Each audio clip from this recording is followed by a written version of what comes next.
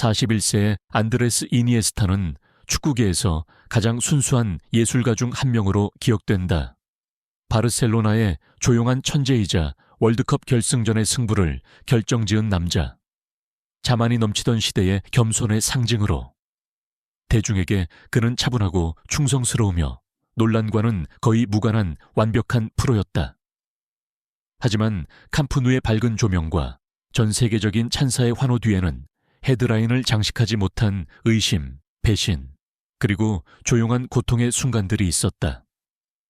신뢰가 깨진 훈련 세션들, 태클보다 더 깊은 상처를 남긴 말들, 그리고 완전히 아물지 않은 상처들, 그리고 이제 마침내 그는 자신에게 가장 깊은 고통을 주었던 5명의 이름을 공개할 준비가 되었다.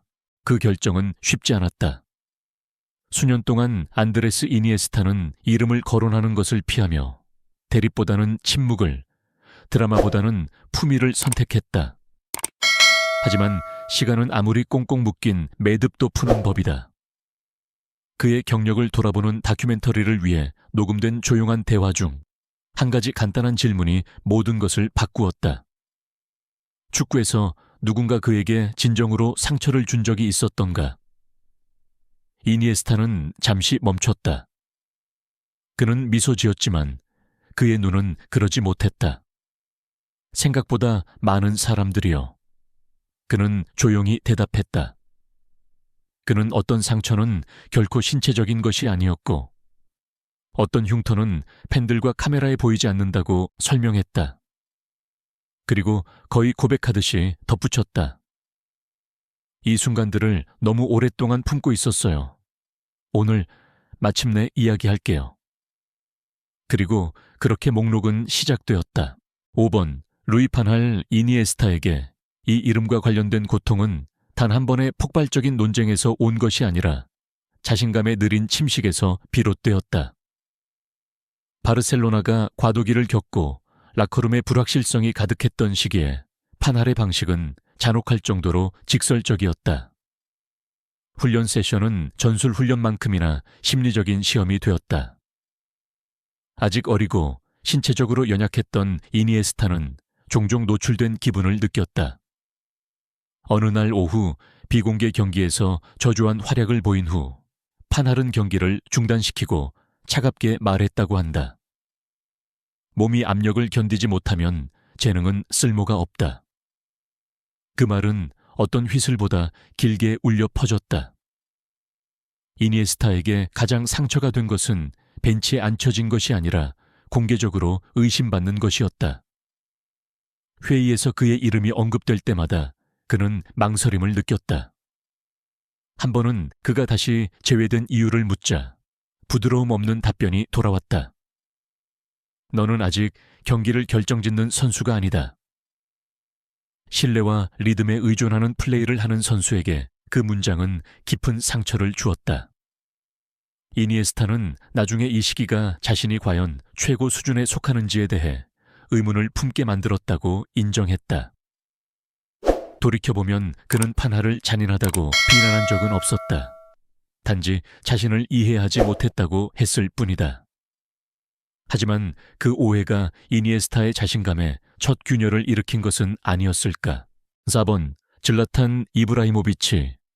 이것은 전술보다는 성격의 충돌이었다. 이브라히모비치가 바르셀로나에 왔을 때 그는 힘, 자아, 그리고 모든 것의 중심이 되어야 한다는 기대를 가져왔다. 이니에스타는 이와 대조적으로 조화, 움직임, 그리고 조용한 이해 속에서 번성했다. 경기장에서의 긴장감은 미묘했지만 끊임없었다. 가장 간단한 패스가 결코 오지 않는 순간들도 있었다. 한 유명 리그 경기에서 카메라는 이니에스타가 같은 움직임을 2번 반복했지만 이브라히모비치가 몸을 돌려 멀리서 슈팅하는 것을 지켜보는 모습을 포착했다. 나중에 라커룸에서 그 스웨덴 선수는 공을 원하면 더 크게 말해 라고 중얼거렸다고 한다. 그 문장은 이니에스타에게 남아있었다. 그는 존경을 위해 소리치도록 만들어진 사람이 아니었다. 훈련 중 이브라히모비치의 좌절감은 종종 과격한 태클, 비꼬는 박수, 경멸적인 제스처로 표출되었다. 한 번은 이니에스타가 위치 조정을 제안하자 답변은 노골적이었다. 공격은 경기를 결정짓는 선수들에게 맡겨. 방은 침묵에 잠겼다. 어떠한 논쟁도 이어지지 않았고 단지 주마다 커져가는 조용한 거리감만이 있었다. 이니에스타는 공개적으로 분노에 대해 말하지 않았지만 그와 가까운 사람들은 변화를 감지했다. 그는 더 내성적으로 변했고 덜 표현적이 되었다. 지배를 요구하는 사람 옆에서 플레이하는 것은 그를 더 작게, 심지어 불필요하게 느끼게 만들었다. 이것은 단지 성격 차이였을까? 아니면 이것이 이니에스타에게 자신의 팀에서 보이지 않는 존재가 되는 것이 얼마나 고통스러운지를 가르쳐 주었을까? 3번 나이젤 데 용. 이 이름에 얽힌 고통은 증오보다는 두려움에서 비롯되었다. 이니에스타는 항상 축구가 위협이 아니라 통제와 지능에 관한 것이라고 믿었다. 하지만 대용을 상대하는 것은 아름다움이 처벌받을 수 있다는 것을 상기시켜 주었다. 치열하게 경합한 국제 경기에서 모든 터치는 위험이 되었다. 대용은 그를 끈질기게 그림자처럼 쫓아다녔고 늦게 태클하고 거칠게 밀어붙이며 동요시키려는 말을 속삭였다. 어느 시점에는 특히 거친 충돌 후 이니에스타는 평소보다 더 오래 그라운드에 머물렀다. 그가 일어섰을 때 대용은 비웃으며 이건 발레가 아니야 라고 말했다고 한다. 그 뒤를 이은 것은 이니에스타의 보디랭귀지 변화였다. 그는 더 빠르고 더 안전하게 거의 조심스럽게 플레이했다.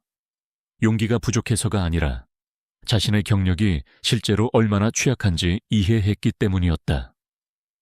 타이밍이 맞지 않는 태클은 몇 달간의 공백을 의미하거나 더 나쁘게는 그의 플레이 방식에 영구적인 변화를 가져올 수 있었다. 경기 후 다리에 얼음찜질을 하면서 이니에스타는 한 스태프에게 아픔 때문이 아니에요. 누군가 당신을 해치고 싶어 한다는 것을 아는 것 때문이죠. 라고 말했다고 한다. 대용은 나중에 자신의 플레이 스타일을 강렬함이라고 옹호했지만 이니에스타에게 그 만남은 엘리트 경쟁의 더 어두운 면을 상징했다. 축구가 경쟁에서 위협으로 선을 넘을 때 오직 창조만을 원하는 선수에게서 무엇을 빼앗아 가는가? 2번 산드로 로셀. 이 상처는 더 조용했지만 훨씬 더 깊었다. 경기장에서의 충돌과는 달리 이 상처는 닫힌 문 뒤에서 권력이 조용히 말하고 그 결과가 더 오래 지속되는 사무실에서 전개되었다. 이니에스타가 경기력 저하와 개인적인 상실로 힘들어하던 민감한 시기에 그의 미래에 대한 협상은 차갑고 거래적인 느낌으로 다가왔다. 안심시켜 주었어야 할 회의들은 서둘러 진행되는 듯했다. 약속들은 모호했다. 한때 참석자들에 따르면 이니에스타는 구단이 여전히 자신을 신뢰하는지 직접 물었다. 답변은 신중하게 표현되었다. 모든 선택지를 평가 중입니다. 그 문장은 그를 괴롭혔다.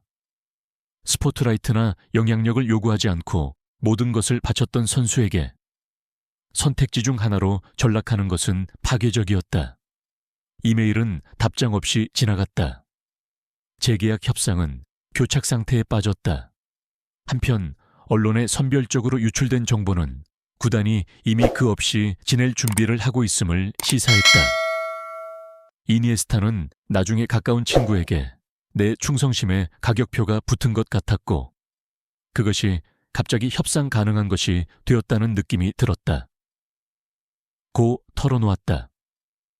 로셀은 이니에스타를 공개적으로 비난한 적이 없었고 바로 그것이 문제였다. 싸워야 할 대립도 해결해야 할 논쟁도 없었다. 오직 거리감만이 있었다. 헌신이 보호를 보장하지 않는다는 깨달음은 어떤 태클보다 깊은 상처를 주었다. 최상층부에서 신뢰가 침식될 때 선수는 어디로 향해야 하는가?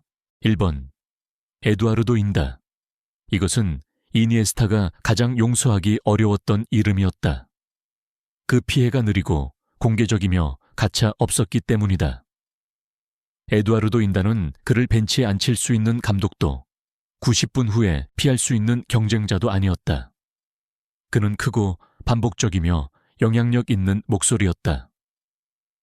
이니에스타가 부상과 우울증으로 힘들어하던 시기에 인다의 논평은 종종 그를 쇠퇴의 상징으로 규정했다.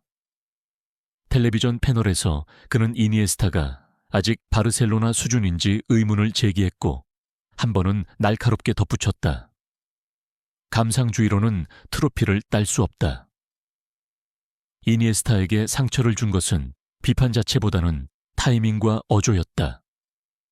드물게 부진한 경기 후 인다는 이니에스타의 최고의 시절은 팬들이 놓아주기 싫어하는 추억이라는 내용의 칼럼을 게재했다. 다음 날 아침 그 말들은 어디에나 있었다. 친구들이 전화했고 가족들은 걱정했다. 이니에스타는 나중에 집에 홀로 앉아 그 문장을 머릿속으로 되뇌었던 것을 회상했다. 팬들이 놓아주기 싫어하는 추억. 살아있는데도 지워지는 듯한 느낌이었다. 그는 가까운 사람에게 털어놓았다. 경기장 위와는 달리 패스나 골로 응답할 기회는 없었다. 침묵이 그의 유일한 방어였다. 하지만 주마다 반복되는 침묵은 고립으로 변했다. 언론 비판이 축구 분석을 멈추고 한 사람의 가치를 규정하기 시작할 때 그것은 훨씬 더 잔인한 것이 되는가. 41세의 안드레스 이니에스타는 복수를 하거나 오래된 상처를 다시 열기 위해 이 이름들을 공유한 것이 아니었다. 그는 너무 오랫동안 품어온 침묵이 진실보다 더 무거워지기 때문에 입을 열었다. 각 이름은 축구가 단순한 경기를 넘어 감정적, 심리적, 인간적인 인내의 시험으로 변한 순간을 나타낸다. 이니에스타는 맞서 싸움으로서가 아니라 자신에게 진실함으로써 이 모든 것을 견뎌냈다. 하지만 전설에게도 한계는 있다. 이 이야기들이 밝혀지면서 한 가지 질문이 공중에 맴돈다. 축구계 최고의 아이콘들의 미소 뒤에 얼마나 많은 다른 진실들이 숨겨져 있을까?